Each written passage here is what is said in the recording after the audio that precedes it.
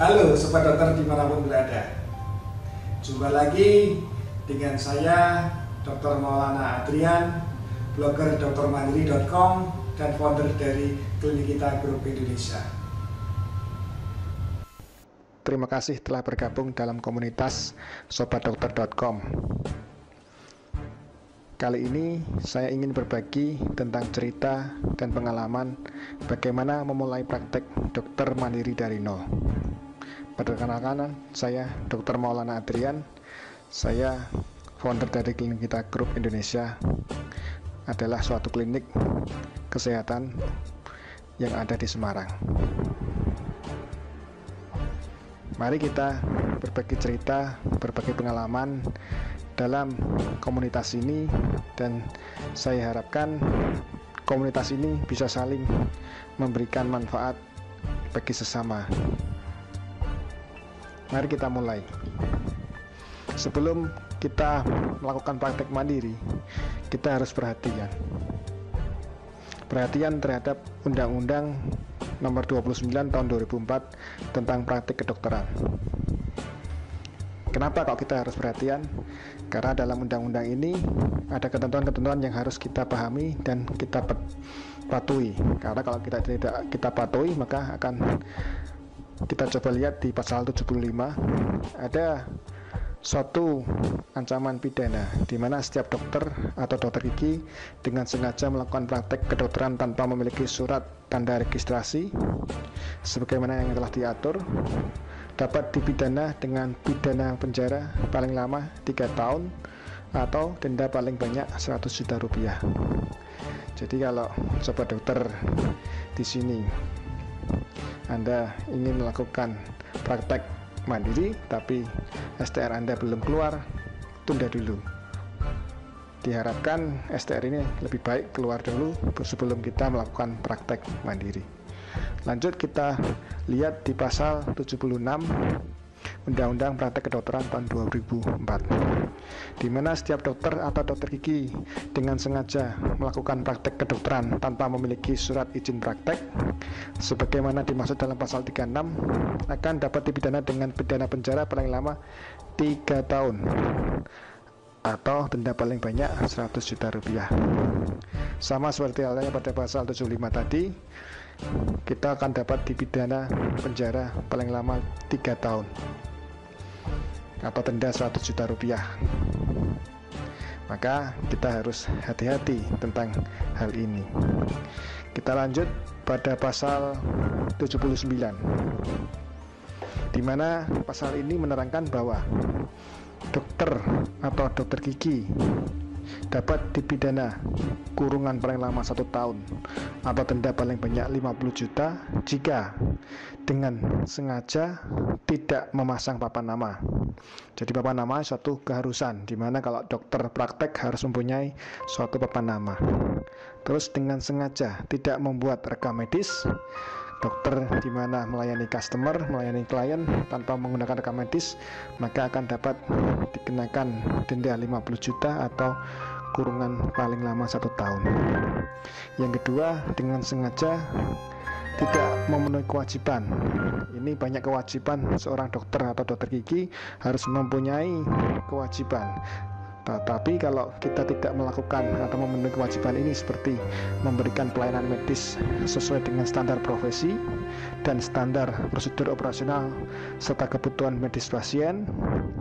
Yang kedua, merujuk pasien ke dokter atau dokter gigi lain yang mempunyai keahlian atau kemampuan yang lebih baik apabila tidak mampu melakukan suatu pemeriksaan atau pengobatannya. Terus yang ketiga, merahasiakan segala sesuatu yang diketahuinya tentang pasien, bahkan juga setelah pasien itu meninggal. Terus yang keempat, melakukan pertolongan darurat atas dasar perikemanusiaan kecuali bila ia yakin ada orang lain yang bertugas dan mampu melakukannya. Dan terakhir, menambah ilmu pengetahuan dan mengikuti perkembangan ilmu kedokteran atau kedokteran gigi. Jika kita sebagai dokter tidak memenuhi kewajiban tersebut, kita dapat dikenakan pidana kurungan paling lama 1 tahun atau denda paling banyak 50 juta. Bagaimana sobat dokter? Dimanapun Anda berada di Indonesia, maka Anda harus memenuhi aturan-aturan yang ada di Undang-Undang Praktek Kedokteran tahun 2004 ini. Bagaimana dengan Anda? Sudah mantapkah Anda untuk memulai praktek dokter mandiri? Semoga setelah Anda menonton video ini, Anda mulai mantap dan Anda mulai tahu resikonya bagaimana jika kita memulai suatu praktek dokter mandiri. Mari kita lihat selanjutnya. Dalam suatu survei di mana rencana pasca lulus dokter itu mempunyai cita-cita, di mana ada 8% itu akan bekerja, seorang dokter itu 4% itu akan jadi pengajar, dan 76% itu menjadi spesialis. Jadi setiap dokter yang lulus dari pendidikannya, mereka akan mempunyai cita-cita sebagian besar menjadi spesialis, itu hampir 76%. Bagaimana dengan Anda? Apakah Anda juga ingin jadi seorang spesialis? Dan saya yakin itu merupakan suatu pilihan. Dan dokter itu mempunyai pilihan untuk bekerja. Dokter mempunyai pilihan, satu, menjadi seorang PNS, di mana PNS itu bisa jadi PNS Departemen Kesehatan, departemen yang lainnya, seperti Departemen Dalam Negeri atau departemen lainnya yang ada di negara ini, sebagai tentara, sebagai polisi. Dan dokter juga mempunyai pilihan pekerjaan sebagai pengajar di pemerintah ataupun swasta, dan dokter mempunyai pilihan pekerjaan sebagai swasta, di mana dia bisa praktek di rumah sakit swasta, di klinik atau balai pelayanan lainnya, kesehatan lainnya. Dan yang terakhir, dokter bisa memilih pekerjaannya sebagai mandiri perorangan. Bagaimana dengan Anda? Apakah Anda menjadi salah satu jadi dokter yang mempunyai pilihan pekerjaan di atas ini, ataupun Anda malah menjadi seorang dokter mandiri? Ya, kita lanjut. Dari keadaan hal tersebut, kita sebagai dokter juga dituntut sebagai orang yang bisa, orang yang berkompetensi dan mempunyai kewenangan medik. Di sini ada konsep di mana dokter umum dan dokter spesialis mempunyai ranah masing-masing atau mempunyai tempat masing-masing dalam melayani pasiennya. Di mana jika pasien dokter umum sebagian besar itu ranahnya di pasien yang sebagian besar sehat. Di sini kenapa dokter umum melakukan suatu penapisan, di mana kita melakukan preventif dan edukatif. Dokter umum ini melakukan kewenangan dan kompetensi di primary healthcare, di mana kita menangani suatu pasien-pasien yang sebagian besar sehat. Dan pasien-pasien ini mempunyai risiko sebelum menjadi pasien-pasien yang mempunyai kesakitan dan kesudahan ini. Terus dokter umum dan dokter spesialis mempunyai kewenangan yang sama untuk melakukan diagnosis dini, di mana pasien yang setengah sakit atau setengah sehat ini dapat dilayani oleh dokter umum dan dokter spesialis, di mana dokter umum bertindak sebagai dokter care provider, dan dokter spesialis bertindak sebagai cure atau penyembuh provider. Tapi saya kira keduanya harus saling berkolaborasi sehingga menjadi suatu jejaring untuk melayani pasien yang sama-sama tujuannya untuk membuat pasien itu lebih baik. Terus jika pasien itu sudah dalam tahap sakit, kita harus mendiagnosa dan melakukan pengobatan, maka dokter umum biasanya mempunyai kompetensi juga dokter umum tetap diperbolehkan dalam merawat pasien-pasien yang sakit di sini. Tapi memang kebanyakan pasien-pasien ini akan memerlukan praktek spesialistik jika diagnosisnya ini diagnosis yang lanjut, sehingga memerlukan ilmu dan pengalaman dan keterampilan spesialistik untuk menanganinya. Terus yang terakhir, dalam pasien-pasien kesudahan atau pasien-pasien setelah sakit, maka lebih baik yang menanganinya adalah dokter umum, di mana seorang dokter spesialis mempunyai kewajiban untuk memberikan rujukan balik kepada dokter umum untuk dapat merehabilitasi pasien-pasien yang ada dan telah dikirimnya. Mari kita perhatikan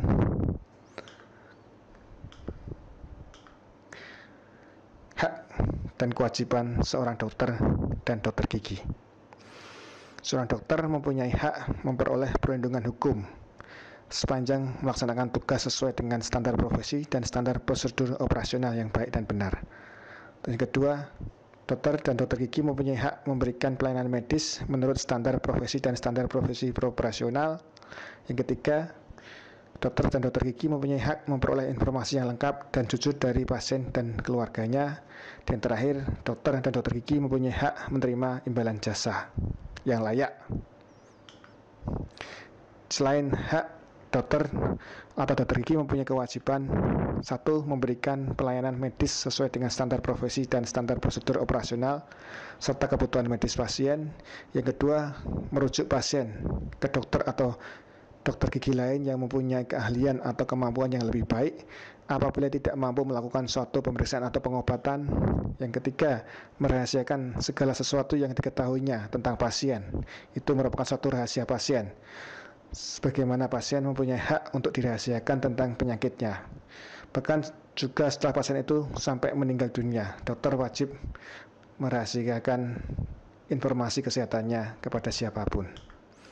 Yang keempat, dokter atau dokter gigi mempunyai kewajiban melakukan pertolongan darurat atas dasar perikemanusiaan, kecuali bila ia yakin ada orang lain yang bertugas dan mampu melakukannya. Yang terakhir, dokter dan dokter gigi mempunyai kewajiban menambah ilmu pengetahuan dan mengikuti perkembangan ilmu pengetahuan kedokteran atau kedokteran gigi. Jika kita tidak mempunyai kewajiban ini, maka kita akan dikenakan sesuai dengan pasal 79 Undang-Undang Praktek Kedokteran tadi, akan dikenakan ancaman hukuman 1 tahun penjara atau denda paling besar 50 juta rupiah. Mari kita coba berpikir positif bagaimana peluang praktek dokter mandiri di negeri ini. Kita lihat Indonesia ini adalah Indonesia yang paling baik dalam masanya, di mana pertumbuhan ekonomi di Indonesia hampir 6,46% di tahun 2011, di mana Indonesia merupakan salah satu negara G20, negara yang mempunyai kekuatan ekonomi 20 besar di dunia. Yang kedua, Indonesia mempunyai pendapatan per kapita sudah hampir 3.500 US dollar atau kira-kira hampir 35 juta per tahun. Ini maksudnya bahwa satu orang penduduk mempunyai penghasilan kira-kira 3 juta sebulan. Terus untuk dimensi makro, dalam kita melakukan peluang praktek dokter ini, di mana Indonesia mempunyai kekuatan ekonomi nomor 16 di dunia. Tadi kita hitung di mana jumlah penduduk kita ada 230 juta dikali pendapatan per kapita 3.500. Kira-kira kekuatan keekonomian Indonesia di mata dunia ada di nomor 16. Terus keempat, Indonesia di tahun 2012 ini sampai tahun 2030 merupakan suatu masa-masa emas, di mana masa-masa emas ini dikarenakan karena kita mempunyai kekuatan potensi pemuda terbanyak di dunia. Bagaimana dengan analisa mikro? Analisa mikro kita lihat bahwa angka perilaku hidup sehat dan bersih, perilaku hidup bersih dan sehat di Indonesia masih rendah, di mana rata-rata Indonesia ada 48,5%. Di manakah kota atau wilayah Anda? Di sini yang paling banyak PHBS-nya di Jawa Tengah. Jawa Tengah 88,6%, di mana artinya bahwa penduduk di Jawa Tengah itu mempunyai perilaku hidup bersih dan sehat yang baik. Kita bandingkan di daerah Sumatera Barat. Sumatera Barat dengan persentasenya 18%, di mana di daerah Sumatera Barat ini potensi rawan penyakitnya tinggi karena penduduknya perilaku hidupnya kurang baik, di mana perilaku hidup bersih dan sehatnya masih rendah. Lanjut untuk analisa makro. Tadi kita analisa pertama PHBS rendah, yang kedua kita melihat ada piramida Maslow. Piramida Maslow, mungkin sobat dokter pernah mengingat hukum Maslow, di mana hukum Maslow ada 5 tingkatan, di mana 5 tingkatan ini bahwa kebutuhan kesehatan health ada di nomor 2 dari piramida ini. Semakin banyak kebutuhan yang diperlukan, maka semakin besar peluang untuk memenuhi kebutuhan ini. Kalau kita yakin bahwa kesehatan itu merupakan suatu kebutuhan dasar, kebutuhan nomor 2, maka kita yakin bahwa kesehatan ataupun praktek dokter mandiri kita akan banyak dibutuhkan oleh banyak masyarakat. Terus kita amati lagi bahwa tenaga kerja dan usia produktif masih tinggi. Kita lihat usia produktif di Indonesia, usia 15 sampai 19 sampai usia 50-54 di sini tinggi sekali. Dan di sini kita yakin dengan kondisi seperti ini, maka perekonomian Indonesia akan semakin bertumbuh dan berkembang, dan saya yakin perekonomian ini lebih baik, di mana spending power time-nya tinggi sekali, bahwa penduduk Indonesia akan membeli kebutuhan-kebutuhan dasar seperti tadi, kebutuhan lanjutan dengan pendapatan per kapita yang baik, maka penduduk kita di Indonesia ini akan mampu membeli atau daya belinya baik. Apalagi tentang masalah kesehatan, di mana kita melakukan suatu praktek kedokteran, dan kita yakin praktek kedokteran itu akan dibutuhkan oleh banyak penduduk di negara kita.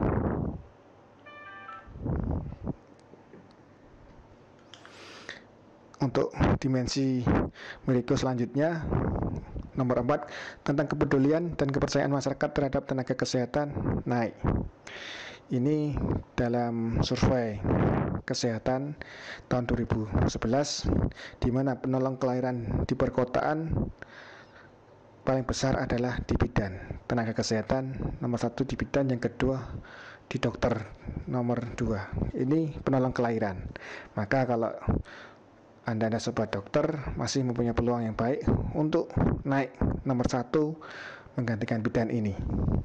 Tapi saya yakin kita harus mempunyai kompetensi, keterampilan, pengetahuan yang baik untuk dapat menjadi satu alternatif pilihan dan dipercaya oleh masyarakat untuk melayani kesehatannya.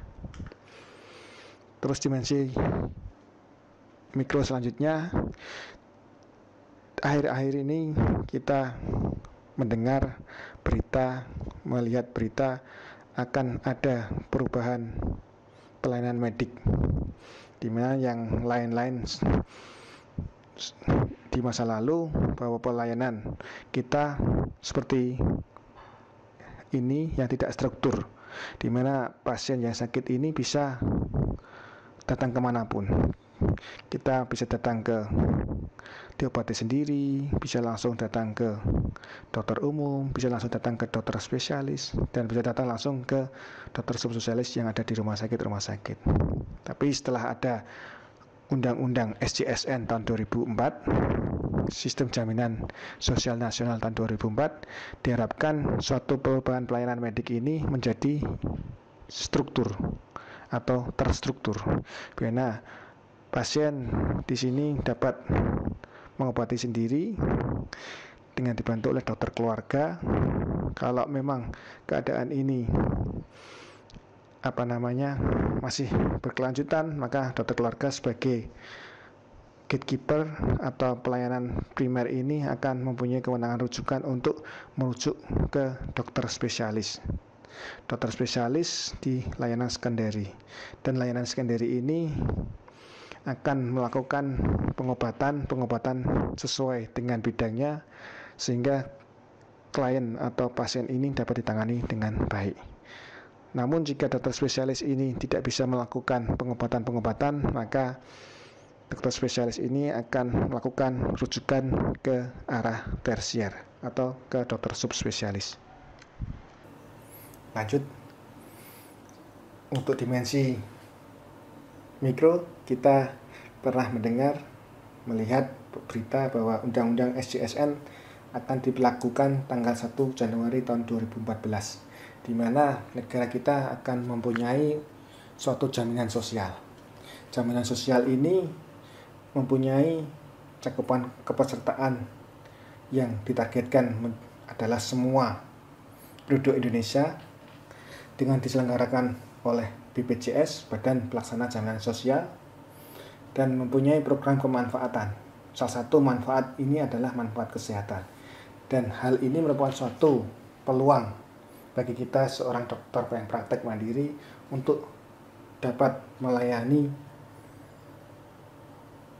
sistem jaminan sosial ini di bidang kesehatan. Maka kita harus paham dan mengerti aturan main yang ada di Undang-Undang Sistem Jaminan Sosial Nasional yang sudah diundang-undangkan, yang dapat di-download dalam materi komunitas Sobat Dokter ini. Analisa mikro selanjutnya bahwa penduduk Indonesia akan ditanggung atau di cover oleh Badan Pelaksana Jaminan Sosial atau BPJS ini untuk kesehatannya. BPJS ini akan menunjuk provider-nya bisa merupakan seorang dokter yang mempunyai dokter komunitas atau dokter praktek mandiri dan klinik layanan primer, klinik primary healthcare, di mana dokter dan klinik layanan primer ini merupakan suatu gatekeeper atau penjaga pintu agar jaminan sosial ini tidak disalahgunakan dan jaminan sosial ini tepat guna dan tidak jebol dalam premi dan pembayarannya. Jadi untuk melakukan sistem ini, maka perlu ada ketentuan di mana ada standar pelayanan medik, SOP, jenis manfaat yang diberikan, remunerasi bagi dokter atau klinik atau rumah sakit atau provider-provider yang ada di dalamnya ini. Maka dimensi makro atau dimensi mikro ini merupakan pendorong bagaimana kita sebaiknya untuk bisa mengikuti aturan main yang diterapkan di BPJS yang akan datang. Bagaimana memulainya, Sobat Dokter? Bagaimana memulainya kita untuk menjadi praktek atau untuk memulai praktek dokter mandiri? Yang nomor 1, pastikan kita sudah lulus atau sumpah dokter. Ya tentu, karena dalam undang-undang yang tadi saya sebutkan bahwa kita kalau tidak mempunyai STR atau SIP akan dikenakan denda atau pidana kurungan. Makanya kita harus memastikan bahwa diri kita harus lulus terlebih dahulu sebelum kita melakukan praktek dokter mandiri. Yang kedua, setelah sudah lulus dan disumpah dokter, kita pastikan lulus ujian UKDI, kompetensi dokter Indonesia, di mana syarat untuk memiliki STR atau surat tanda registrasi ini harus lulus dari ujian-ujian yang dilakukan untuk melakukan praktek ini. Maka kalau kita sudah lulus, kita nunggu STR itu ada. Setelah STR jadi, dipersilakan kita bergabung dengan organisasi profesi. Organisasi profesi di sini kita bisa sebutkan ada ID, Ikatan Dokter Indonesia, atau PDGI, Persatuan Dokter Gigi Indonesia. Setelah bergabung dengan organisasi profesi, memulai suatu hubungan yang baik, maka organisasi profesi ini akan memberikan rekomendasi kepada Dinas Kesehatan untuk menerbitkan surat izin praktek. Surat izin praktek ini setelah kita bergabung dengan organisasi atau profesi, sehingga kita bisa membuat surat izin praktek. Yang ketiga, bagaimana memulainya untuk suatu praktek mandiri? Yang ketiga, pastikan mempunyai niat tulus untuk melakukan praktek dokter mandiri. Kenapa ini? Nanti kita bahas. Yang keempat, kita juga pastikan mempunyai modal. Modal apa yang kita perlukan untuk memulai suatu praktek dokter mandiri? Nanti kita akan bahas juga. Yang terakhir, kita sebagai seorang dokter tidak luput dari kesalahan, tidak luput dari ilmu pengetahuan yang ada di sekitar kita. Maka pastikan kita mempunyai mentor yang baik untuk bertanya, untuk mencari tahu bagaimana cara praktek dokter mandiri ini dengan baik.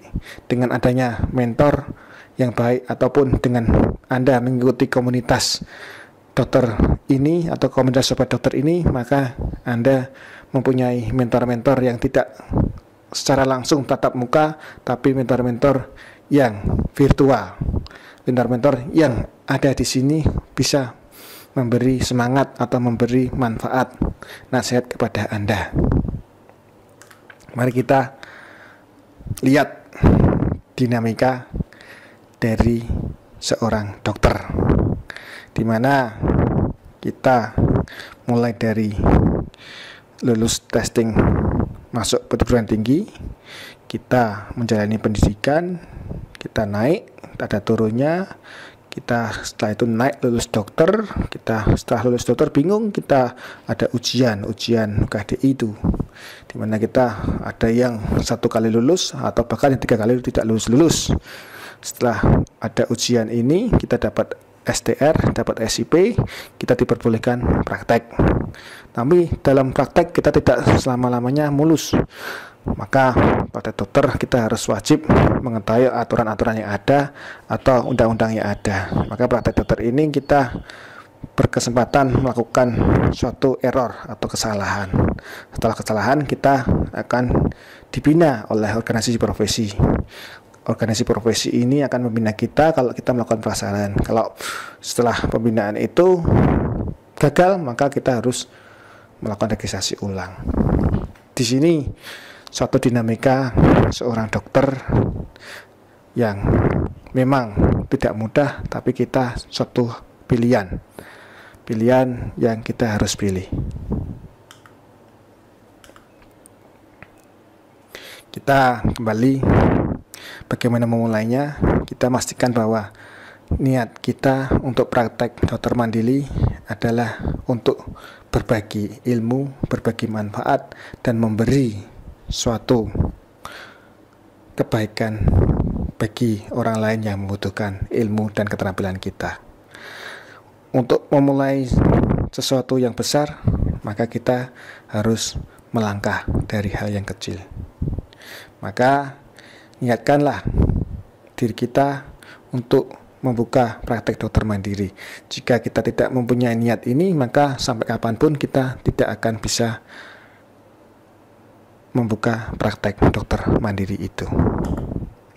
Di sini ada kriteria-kriteria orang sukses, di mana orang sukses itu mempunyai motivasi yang tinggi, mempunyai energi yang tinggi, mempunyai rasa ingin tahu, dan orang-orang sukses ini selalu bergembira, percaya diri, sabar, dan bahagia. Dan orang-orang yang tidak sukses, orang ini sangat banyak di antara kita. Mudah-mudahan Anda tidak orang-orang yang tidak sukses. Orang-orang sukses ini mempunyai sifat yang frustasi, membuang-buang waktu, depresi, takut, lelah dan lesu, malas, dan gelisah. Semoga Anda salah satu orang-orang yang sukses, bukan orang-orang yang tidak sukses. Dan saya yakin Anda telah ikut dalam komunitas Sobat Dokter ini adalah orang-orang yang sukses. Amin. Yang kedua, kita harus melakukan survei mawas diri. Bagaimana kejelasan kita? Bagaimana keinginan kita untuk membuka praktek dokter mandiri ini? Kita harus melihat diri kita. Coba kita tuliskan 10 hal yang kita ingin capai dalam hidup kita. Apakah menjadi seorang dokter mandiri atau membuka praktek dokter mandiri ini merupakan salah satu dari 10 hal yang kita ingin capai dalam hidup kita? Mari, silakan Anda membuka buku Anda, bawa pena Anda, pulpen Anda, tulis 1 sampai nomor 10 hal-hal apa yang kita ingin capai dalam hidup kita ini. Setelah cara satu tadi menulis 10 hal, cara kedua kita ambil satu hal yang kita ingin capai dalam hidup ini yang bisa membuat perubahan kehidupan kita, perubahan ke arah kebaikan, di mana kita mempunyai perubahan yang berbeda antara bumi dan langit. Di mana perubahan kita, jika kita melakukan suatu kegiatan ini, maka hidup Anda akan lebih baik seperti bumi dan langit. Apakah praktek dokter mandiri ini bisa merubah hidup Anda bumi dan langit? Saya serahkan ke Anda. Cara ketiga, setelah kita ambil satu hal yang kita ingin capai, kita evaluasi dengan 7 langkah untuk mencapai apa tujuan kita. 7 langkah itu: 1. Putuskan apa yang Anda inginkan. Tadi saya ingin membuka praktek dokter mandiri. Coba dispesifikan kapan, di mana, butuh waktu berapa lama, butuh siapa yang bisa membantu, spesifikan. Yang kedua, tuliskanlah dengan jelas dan rinci. Kita tuliskan ada berapa ruangan yang kita gunakan untuk praktek, siapa yang membantu kita, di mana kita akan beli alat-alatnya, apa yang kita akan pakai dalam praktek itu, apa yang kita ingin praktekkan. Terus yang ketiga, tetapkan tenggat waktunya. Kalau kita sudah menuliskan, kita harus mempunyai waktu yang terukur. Kapan kita mau praktek? Kalau kita tetapkan dengan adanya waktu, maka otak bawah sadar kita akan selalu mengingat-ingat bahwa kita waktu tanggal 1 harus buka praktek, sehingga kita akan selalu mengingat. Yang keempat, setelah kita tepatkan waktunya, maka kita buat daftar kegiatan bagaimana untuk membuka praktek dokter itu. Seperti kita harus belanja alat kesehatan, kita harus belanja meubilir, bagaimana kita harus belanja plang dokter, maka kita buat daftar kegiatan. Yang kelima, daftar kegiatan itu atur dalam daftar rencana dan prioritaskan. Yang mana yang saya harus prioritaskan. Yang keenam, fokus kepada kegiatan yang utama dan menghasilkan. Kita kalau melakukan kegiatan-kegiatan yang tidak menghasilkan, maka praktek dokter itu tidak akan terwujud. Yang ketujuh, lakukanlah setiap hari dan jaga momentumnya. Dan saya yakin untuk memulai itu hal yang berat. 1000 langkah ke depan pasti diawali dengan 1 langkah kecil ke depan juga. Maka bagaimana dengan Anda? Apakah Anda siap untuk melangkah, untuk membuka praktek dokter yang Anda idam-idamkan? Terus, bagaimana memulai praktek dokter ini? Kita harus mempunyai modal. Modal apa yang kita perlukan? saya yakin kita harus mempunyai modal uang. Modal uang apa yang kita perlukan untuk beli peralatan alat kesehatan untuk praktek dokter kita, seperti dental unit, seperti stetoskop, termometer, tensimeter. Itu butuh uang untuk melakukan praktek ini.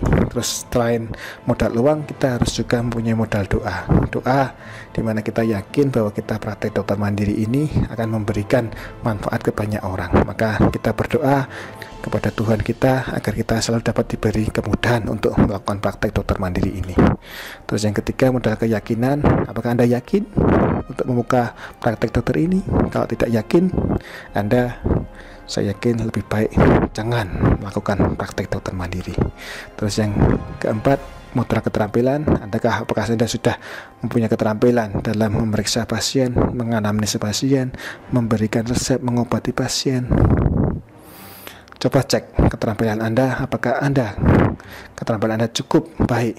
Kalau memang belum cukup baik, maka belajarlah lebih lanjut lagi.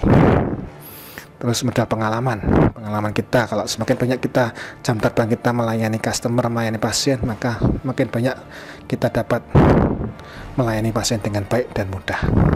Modal kenalan, saya yakin dengan banyak kenalan kita di luar praktek kita, maka banyak orang tahu tentang diri kita, dan saya yakin pasien-pasien itu akan datang ke tempat kita karena kita kenal dengan mereka. Terus modal waktu, apakah kita punya waktu untuk dapat melakukan praktek ini? Yang terakhir, modal tempat di dalam suatu praktek dokter mandiri. Kita juga mempunyai modal, salah satu tempat. Kita bisa sewa, kita punya sendiri, atau kita kerjasama, ataupun itu, maka kita harus mencari satu tempat untuk praktek itu. Demikian sobat dokter, sesi saya pertama kali ini. Nanti kita lanjut lagi dalam bagaimana praktek dokter mandiri, dengan bagaimana memulai survei praktek dokter mandiri. Demikian, terima kasih, sampai berjumpa di video saya selanjutnya.